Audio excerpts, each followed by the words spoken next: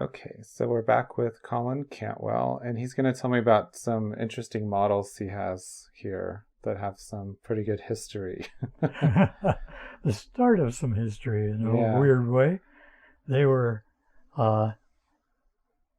this one was ending its career. I had a bunch of models that I wasn't going to finish. So I got a big box, started breaking them up, throwing pieces of the finished models and the partly finished models and the ones that had never really made it, and threw them into a box. And then when I saw them in the box, I got this funny fantasy idea that this would go together into a single object, which was to be a ground superiority machine. That's a good name for it. Which, wherever it went, it would establish ground superiority for the person involved. And it can lift up, it can go forward, and so forth. And it only has one gun, and that's because it didn't need to establish its superiority very often. That led to the second one. I went out to the model store and looked through different models. And what year was this? Approximately? Approximately, I'd have to look at my little sheet. It was approximately before Star Wars. Yeah, so like early 70s. Yeah. And I went and bought boxes of plastic models in poor neighborhoods. And in poor neighborhoods, somebody had always opened some of the boxes. So I could look inside for what kind of parts were in there instead of what it was supposed to make. Right. And that led to my whimsically assembling this thing. On the foredeck there, you'll see the... Yeah, I saw little people. Yes, one of those is the philanthropist who donated his fortune to establishing world peace in 1860. And then there's some guys in the back, too. Yeah, and this is their attempt to go forward without the aid of sails. It was to be entirely self-powered by steam. And with the force of their cannon, they would be able to establish a lasting world peace in 1860.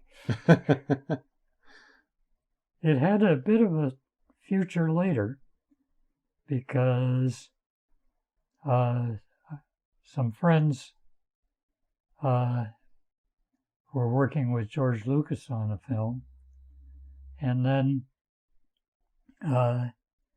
George was trying to get started on another one, and they mentioned these models to George, and George came and looked at them. And George said, in some way or another, what I translated to, would I like to work on a Star Wars film and make up spaceships? So he was in the stages of trying to shift it from one studio to another. So that led to my sketching different ideas while George was just doing the first treatment on the script, and then he was starting the actual writing of the first script. And at that point, he hired me to design and build a prototype model of the major ships for the different roles in Star Wars. It was a fun session between us because he would say, "Well, we want an Imperial battle cruiser," and I'd say, "Well, what scenes do you want to shoot with that?" And say a few, and then say, "Well, how big is it?" He'd say, "Well, I don't know. It's really big." And I'd say, "Is it bigger than Burbank?" And that was the way we established what the different scenes throughout the movie, what different roles these different ships and vehicles and the Death Star and so forth, and what they would have to do and so on. I understand that somebody cued you that to ask how'd the Death Star get its trench? Yeah. She knew.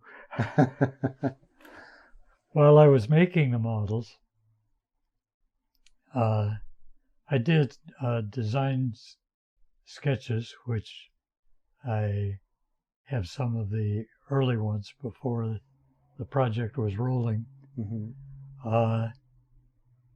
But the Death Star was a challenge. It had to be a model about this size, and these were just prototype models, but they would be photographed, and it would be inspiring people for how they should build for actual production. Right. And what would the look and feel of the model be. So on that one, the previous week, George had called me and said that the model for one of the fighters said, got to make a change. Take the wheels off. It had wheels? It had wheels because he wanted to bolt the skin of the model over the Spanish Air Force 104s at an air base, and then taxi them around for the early scenes, and then use miniatures to take them off into space. And he said, the Spanish Air Force is out. Turned out to be too expensive. So I am changing a line of the script and put a sort of pad on the bottom where the wheels were, and they will land and take off by some sort of anti-gravity. So I was inspired by that because I was running into a problem when I got the plastic hemispheres to make the first model of the Death Star. And the problem was that, as styrene does sometimes, it tends to shrink along the edge of the casting.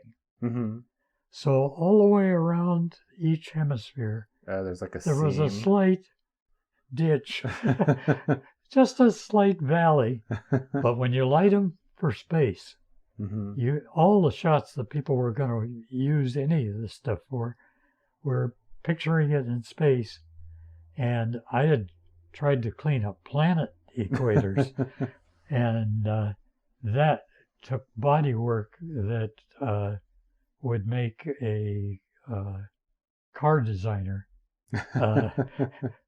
faint in appreciation.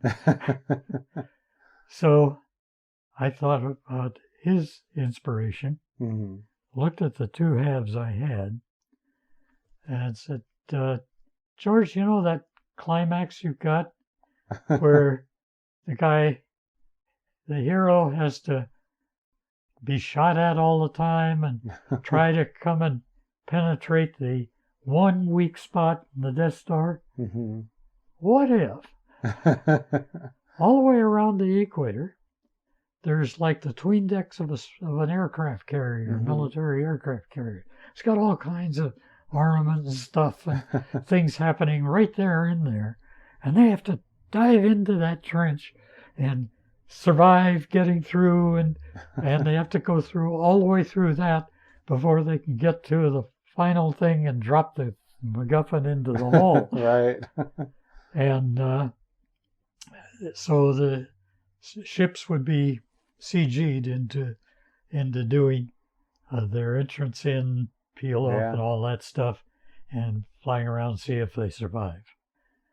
George said, "I'll call you back." 2 hours later, he called me back and said, "It'll work. Do it."